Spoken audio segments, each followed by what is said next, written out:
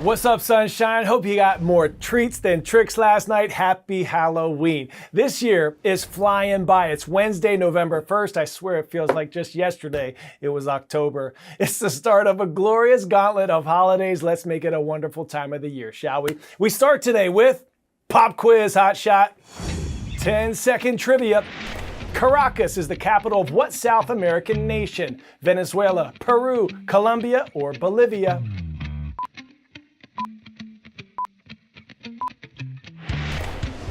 Caracas is the capital of Venezuela, located in a valley within the Andes Mountains. Venezuela, where we take you now, was once one of the wealthiest countries in South America, and did you know that it sits on the world's largest oil reserves? But for the past 15 years or so, the economy has been in shambles, and that has added to why many Venezuelans have been fleeing. In the US, that has contributed to a migrant crisis. In August alone, the Department of Homeland Security said it encountered more than 55,000 migrants from Venezuela, Cuba, and Nicaragua at the Mexico border. So, what has happened to Venezuela's economy, and where does all of this leave everyday Venezuelans? CNN's Stefano Pozzoban explains. Hundreds of thousands of migrants entering the US are from Venezuela. But this country's economy collapsed in 2014, almost a decade ago. So what is causing this latest spike right now? Venezuelans are among the top nationalities of migrants arriving in the US. Venezuela was once one of the richest countries in South America, but it never recovered since it entered recession in 2014. When the price of oil and other commodities plummeted in 2015, Venezuela's revenues dried up almost overnight, and the entire country basically went bankrupt. Inflation was rampant, and most of everyday goods were impossible to find. Since then, the socio-economic crisis has not improved under the government of authoritarian leader Nicolás Maduro, and research shows that more than 80% of the population here still live below the poverty line. While they may not have all headed to the US, between 2014 and 2020, more than 4 million Venezuelans left the country, according to the United Nations. Right now, more than 7.7 million live outside of Venezuela, and that is about 25% of the population. To give you an idea, it's like if the entire population of California and Texas left the US in less than a decade.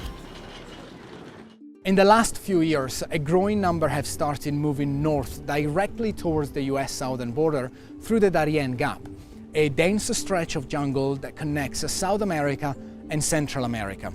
Social media has also played a significant role because more and more people are documenting their trip and posting it on the likes of Facebook, WhatsApp, Instagram and TikTok.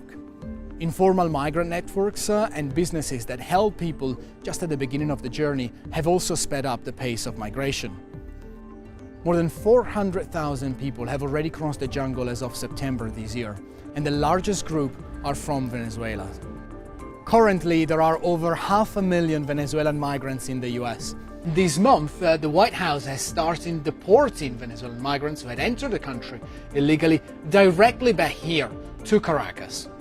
Political change in Venezuela is not happening anytime soon, with most opposition candidates barred from running for election and over 270 political prisoners still behind bars. Countries in the region are saying that they're looking for concerted solutions to handle this historic migration flow. But as long as Venezuela remains in such dire straits, this emergency only seems destined to continue.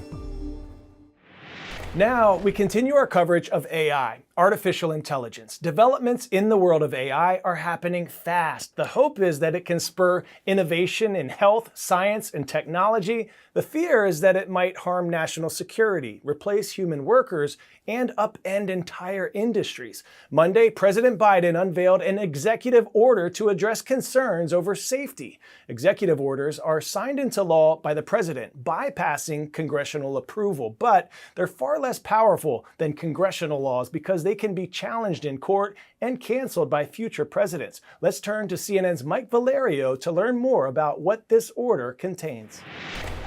So today matters because this is the first set of federal regulations governing artificial intelligence that have been made, but there are still huge challenges ahead.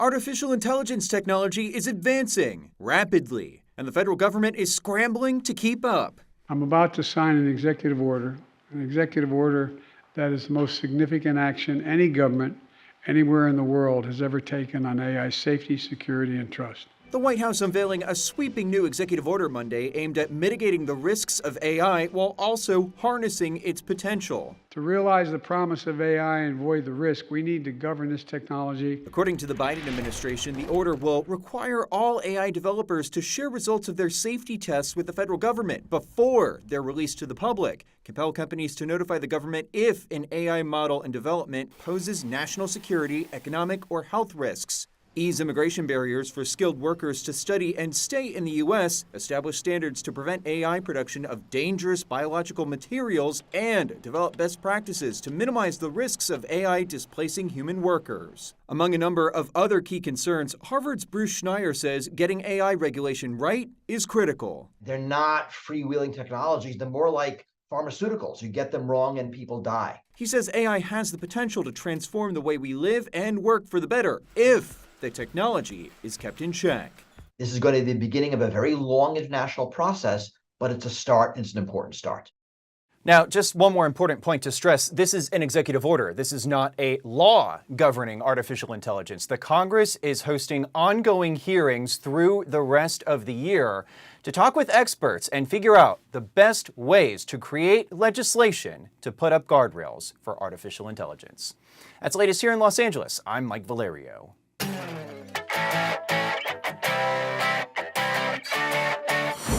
Today's story getting a 10 out of 10. A coyote trying to absquatulate from an airport. Police on the prowl for a coyote and its howl at an airport in LA on the runway dodging planes. Who would win the race of this wild and frantic chase of a coyote on the loose? Here's CNN's Jeannie Moose.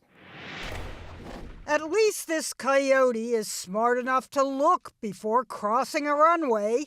Turns out it was running away from the airport police at Van Nuys Airport in Los Angeles. A chopper from KCAL was stopping by to refuel when it captured the coyote chase. We couldn't tell if the police were beeping, but we do know there was no roadrunner in sight. We can't tell you much of anything about the coyote. It did not introduce itself. My name is Coyote. Wile E. Coyote. So really, all a wily reporter can do is play comical chase music and let the video roll.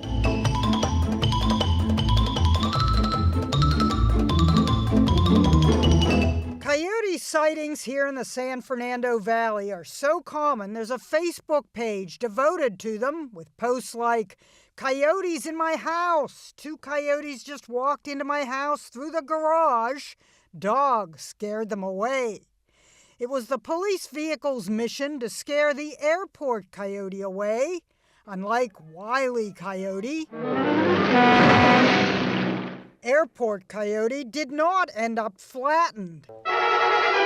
A spokesperson for Van Nuys Airport told CNN, "We are happy to report that the coyote was able to find its way safely out. Ready for departure, subject only to its own coyote control." You're clear for takeoff. Jeannie Moose, CNN, New York. All right, congrats to @Amani2626 from Prairie Trail in Olathe, Kansas. You are the winner of hashtag Your Word Wednesday for absquatulate, a verb meaning to leave abruptly. Well done. Before I absquatulate on up out of here, our first school shout out of November goes to the Mavericks, the Mighty Mavericks in Mrs. Ram's class at United Middle School in Laredo, Texas. Thank you for the epic shout out on TikTok. And thanks to everyone who submitted vocab words. You're making us smarter. Words, use them. I'm Coy Wire, and we are CNN